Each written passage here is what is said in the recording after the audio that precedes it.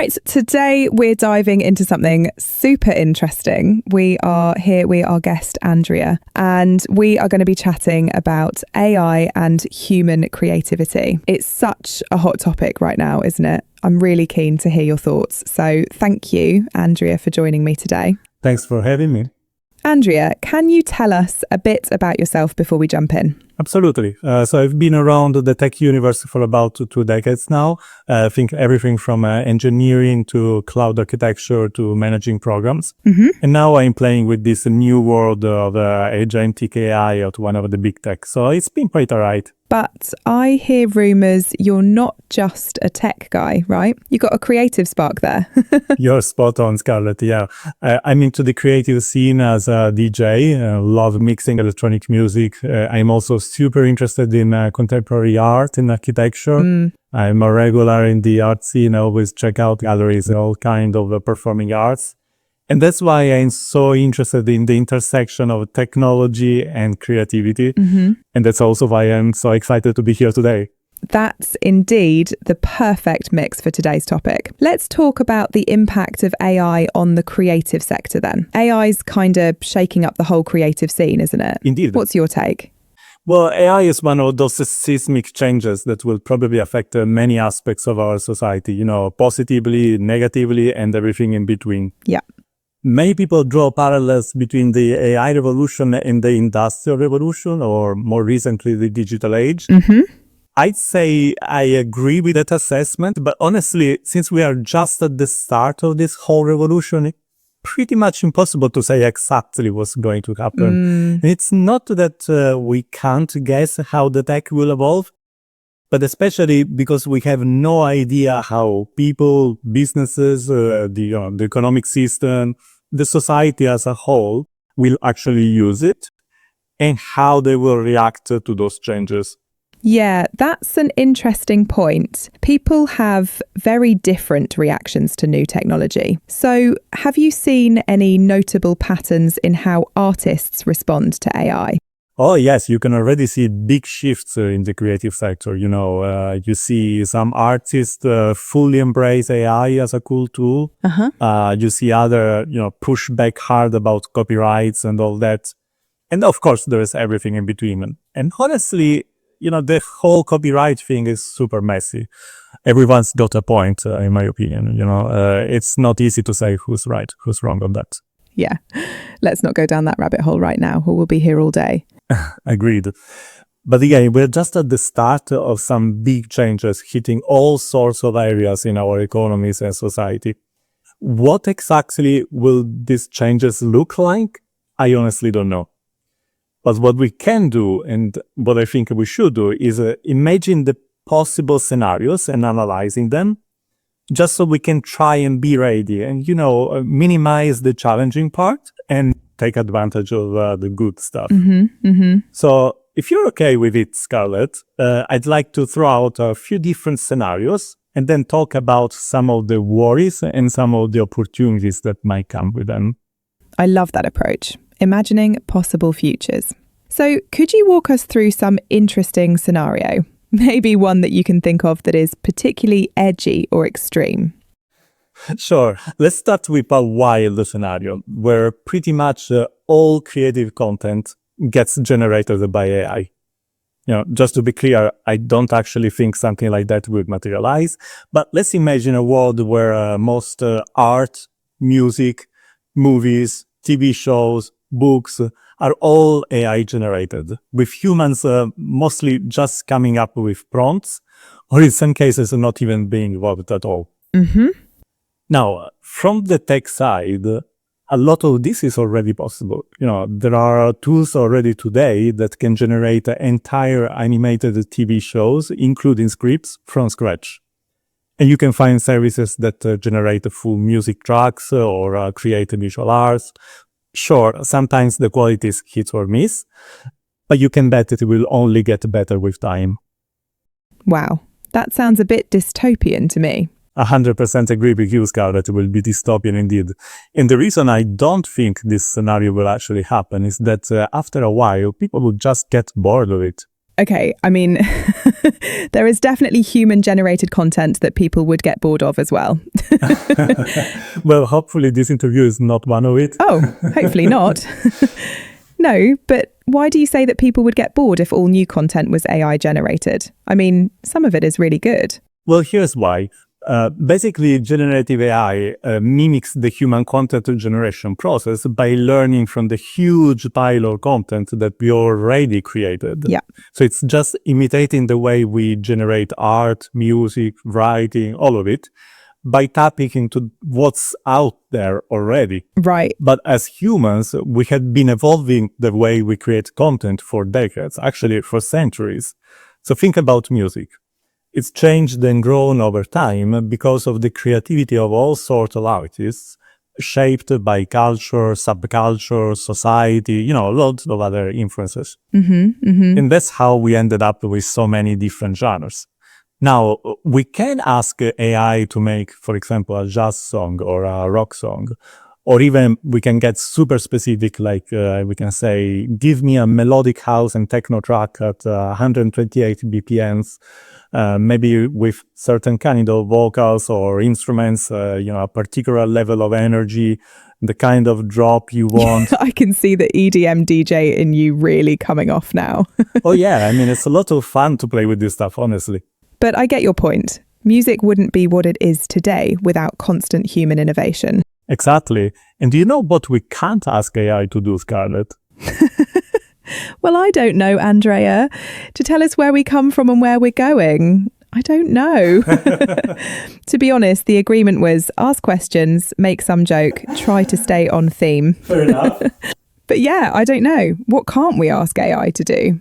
We can't ask AI to invent a whole new music genre. Oh, interesting. Yeah. I mean, sure, we could ask, but we wouldn't get a meaningful result because it just can't. That's the way it's designed. So, for example, the way generative AI writes a sentence is by predicting a one word at a time. So let's say it generated the first word of a sentence. The next step is what would be the word that a human would most probably write next? And it can figure that out because it learned from the enormous quantity of text that the humans have already written. So obviously I'm simplifying here because it's more complex than that. But fundamentally, that's the process. And so, yeah, it keeps going on until it forms the complete sentence. And it does that in a way that can feel surprisingly human, but it doesn't really think or know like a person does. So that's why it can't invent in a vacuum. And that's the case for all generative AI tech. So image generation, video generation, music generation, you name it. So going back to music, the further we can get is asking AI to mesh up existing genres. Like you could tell AI to create a track that blends classical orchestration with electronic sounds, maybe a touch of jazz. That sounds pretty cool, though. Oh yeah, totally. It's amazing. But that's pretty much the limit to what it can do on its own. Yeah. So my point is, if everything ended up being AI generated, then creativity would just stall out after a while. It would just be recycling the same genres over and over, or maybe meshing them together. But nothing truly new will ever come along. So you're saying we'd be doomed to a future of endless electro-baroque jazz fusion, volume 98.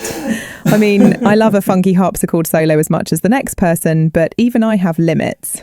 Yeah, honestly, it's kind of a depressing thought. And I can't see that happening because people would just get bored pretty quickly. And that boredom will spark a demand for something fresh, and then the creative crowd and the industry will definitely step up and deliver human content. And that applies beyond just music, correct? Absolutely. That is the case for all kinds of creative content. AI can't just come up with a totally new style of literature or a brand new way of drawing, none of that. Of course, things could be different if we ever managed to create a true artificial general intelligence or super intelligence, as some call it now. So something that actually gets meaning and thinks like a human.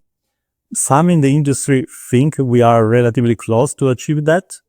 Honestly, I don't think we are. I think we are nowhere near that. So I'm not even worried about that for now. I might be wrong, but that's what I think. So you don't think that scenario would happen because even as AI pushes the envelope, humans will always crave that spark of originality. But then what do you think a more realistic scenario could be? Well, we can realistically imagine a hybrid world where both AI-generated and human-created content exist side by side. It would be similar to like things are now, but we can expect the fully AI-generated stuff to be way better than we've got today in terms of quality. Now, that is very possible, but I do have a major concern about it. Uh-oh, plot twist. Spill the tea. What's got you worried? Well, yeah, what worries me is that AI-generated content is just way cheaper to make than anything created by humans. What's the problem with that? Cheap is good, isn't it? Well, it means one or two things could happen. Either we end up with two separate markets, the cheap AI-made content for the masses, and then the pricier, authentic stuff made by humans. And that honestly sounds kind of dystopian. I agree. Or human artists will have to lower their prices to compete with the AI. Yeah, that doesn't sound great because, let's be real, being an artist isn't exactly the most lucrative gig already. Exactly, at least for the majority of artists. Yeah. And making this even more challenging would just push people away from the creative work. And if fewer people want to be artists or creatives, then the scene gets less vibrant and creativity takes a hit. Yeah. Now, we could also imagine a world where all the commodity art is AI generated, while the true masters, the genius artists, are still out there creating the real masterpieces. And then maybe AI even learns from those masters and cranks out new stuff in their style. Wait, let me guess. Because I think I started to know you, Andrea. There is a catch in that scenario too, isn't it? There is a catch indeed, Scarlett, because every great artist starts out as a beginner and only becomes amazing thanks to the thriving human-driven art scene. If that scene shrinks, it's kind of a vicious cycle. Fewer human artists mean fewer future masters, and that would be a big problem. That makes sense. But Andrea, it seems to me that the broader economic system is a big factor here, because a lot of the concerns you expressed today are actually linked to things such as cost, demand, and offer. So let me ask you something. Do you think AI could actually change the way capitalism works, or is it the other way around? Wow, that's a very interesting question, Scarlett. Of course, all my considerations so far were on the assumptions that the basics of our current economic system stay in place. And yes, things may look very different if, as some people envision, the AI revolution actually ends up reshaping capitalism or even creating some totally new system.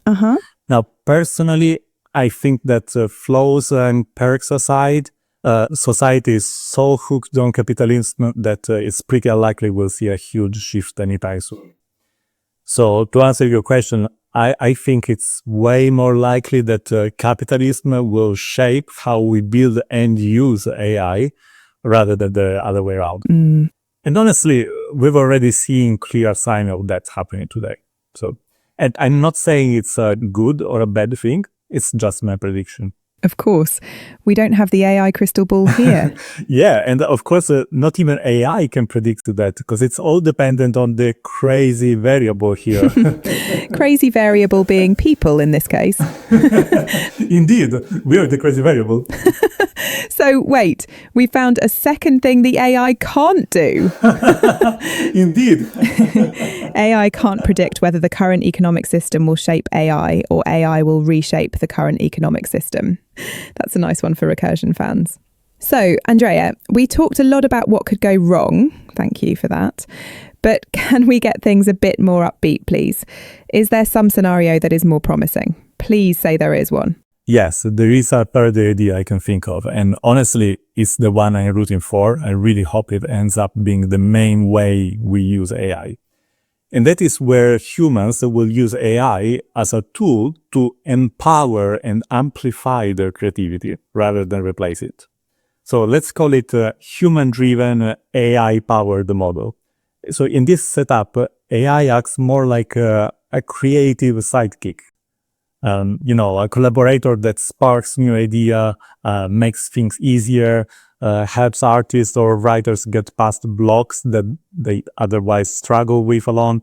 So the human imagination is still the heart of the process, while AI just pushes those creative boundaries a little further, giving suggestions, inspiring new directions, or handling repetitive stuff so a creator can focus on what makes their work really unique. Okay, that sounds kind of cool. Could you paint a picture of what it might look like in practice? Well, since we are in theme, I'll try and paint a picture, but I'm not the best with brushes, Scarlett, to be honest. But yeah, bad jokes aside.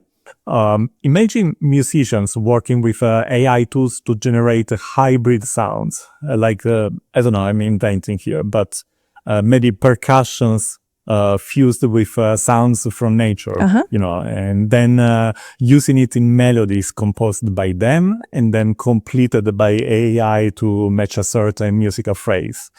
And then using text prompts to create a section of a track and then iterating across different AI generations until they get the result they really want. I see again your DJ side coming up here. Well, but it's fun to think about this because really you're only limited by your imagination in this stuff. Yeah. But we can also imagine writers who use AI to play around with different plot twists or build more interesting characters or try out new ways of telling a story. Or even visual artists may use AI to manipulate images or create wild new effects, really pushing the limits of what they can do. And there is also a big element of democratization involved because AI can lower the barrier to entry. So artists who don't have tons of resources can still get their hands on advanced creative tools, experiment freely and bring their ideas to life without the traditional barriers of cost or technical expertise. That's an interesting point. Make the creative community more vibrant by lowering the barriers to entry. Give more artists the tools to explore art forms that once demanded expensive resources. Absolutely. Imagine a filmmaker who wants to create a totally unique sci-fi city. They might start with a few sketches and then they use AI-powered tools that instantly suggest all kind of wild buildings or creative lighting ideas. And then they can pick and tweak these options, mixing their own visions with the AI's suggestions. Yeah. And, working like that opens up creative results that would be tough or super expensive to achieve using traditional methods. So it's all about AI serving as a creative partner, not the sole creator. It sounds like in this future, AI is not a threat to originality, but a catalyst for greater innovation. Yeah. In a way, AI would be a very powerful set of brushes in the hands of the painter, but would not be the painter itself. And are you already seeing artists work that way? Oh yes, artists are definitely already using AI like that. You can find tons of examples of that online. And even at the in-person exhibitions, it's clear that AI tools are popping up everywhere, and not just for digital art either. But I was using the future tense before because as those tools get even more sophisticated and even more accessible, this whole way of working is only going to get more and more common. By the way, this is pretty much the model we used in this interview, right? My part is entirely AI generated. My voice, my face, and even my script. Absolutely, Scarlett. You're indeed AI. I am indeed.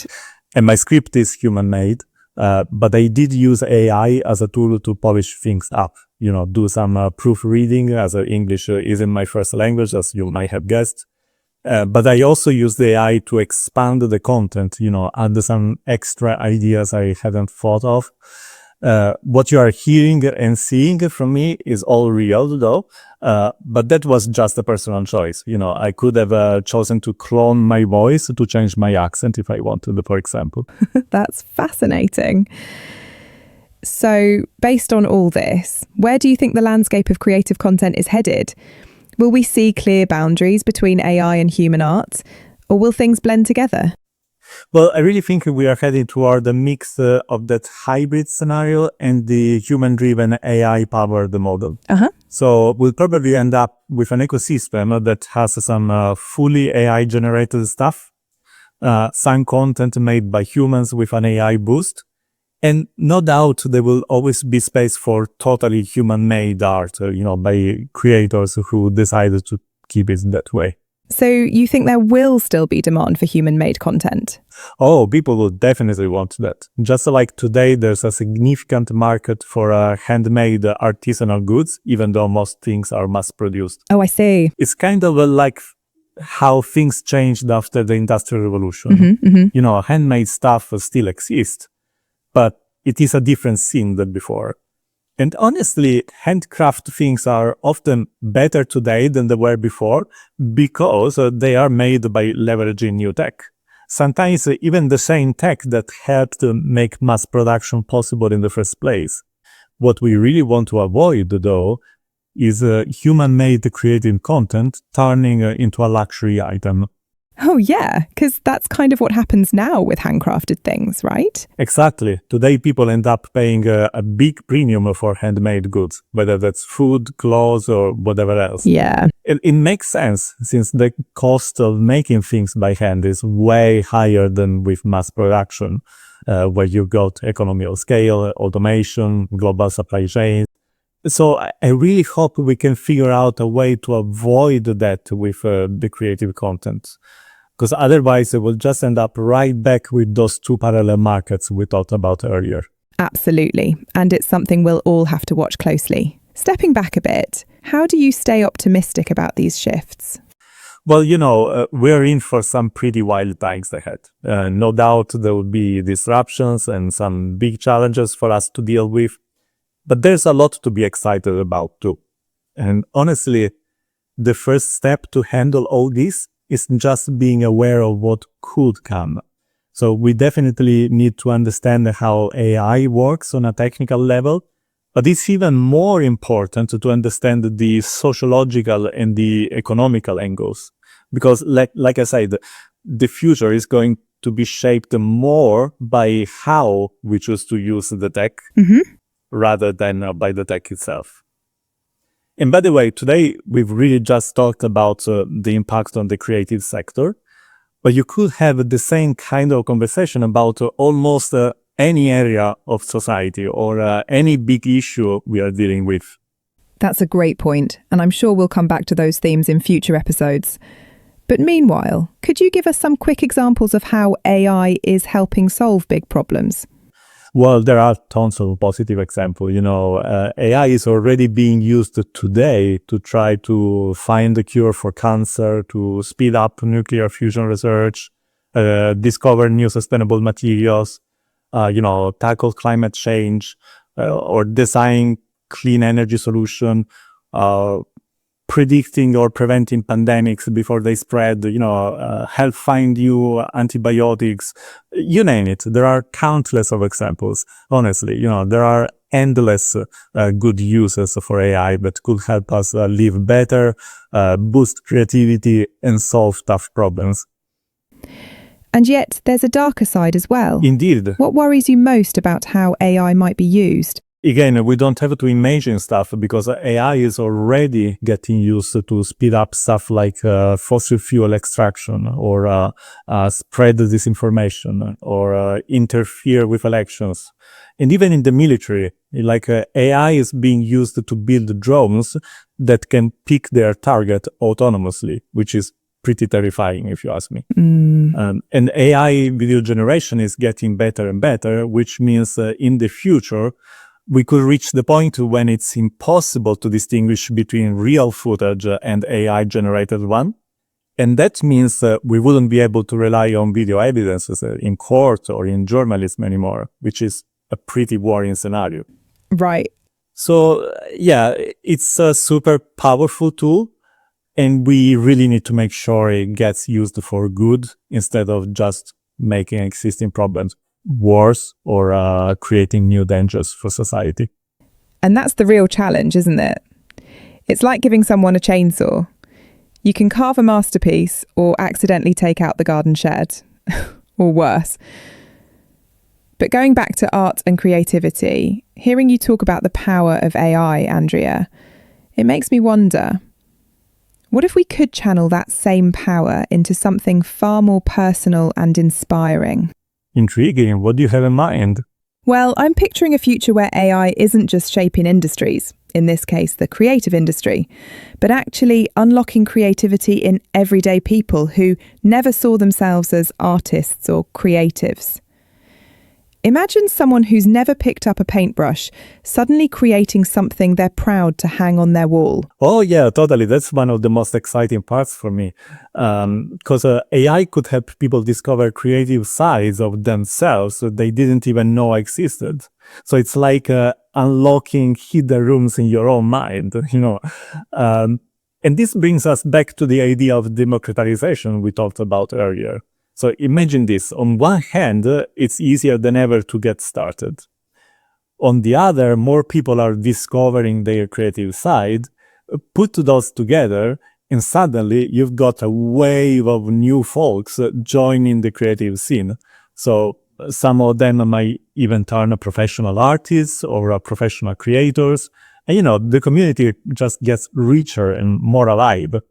So maybe the real magic is that AI could make creativity feel inevitable? Yes, like it's part of everyday life, you know, not a rare talent, but a shared human rhythm we can all dance to. I love that. And maybe sometimes it's not even about the final product. Maybe it's about the joy of making something. Totally. And, you know, creativity is one of those things that really brings joy into people's life. And yet, often it's a luxury, you know, something people feel they can only indulge in when the bills are paid or the to-do list is clear or there's spare time or money. Well, that's something AI could potentially help with, isn't it? If it takes over the boring, repetitive stuff or just helps people get more done at work, it frees up time for the fun things they actually love, like making art. Well, that's a future I'd be very happy to see. But, you know, again, it depends on how society and the economic system will adjust to this new world. Yeah. Because I heard something similar in the past. You know, at the time, the promise was that automation would have freed us all from doing heavy or repetitive work. And this has happened to an extent, you know.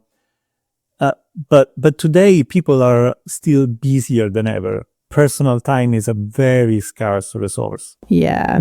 So I agree, AI will likely make us far more productive.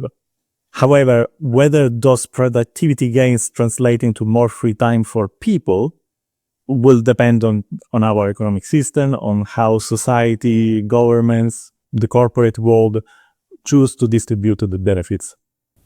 And we can't predict that because it depends on humans. Indeed, the crazy variable, as we were saying before. The crazy variable, exactly. That feels like the right note to end our interview. Andrea, thank you so much for joining us and sharing your insights. This has been a fascinating conversation about AI, creativity, and the future. It'll be exciting to see where things go from here. Thank you, Scarlett, for sticking to the script. I was pretty sure you would since you are AI generated, but you never know. I haven't pronounced your name correctly once during the whole interview, have I? No, you haven't. I tried all sorts of prompts to teach you the right pronunciation, but it didn't work. But that's okay.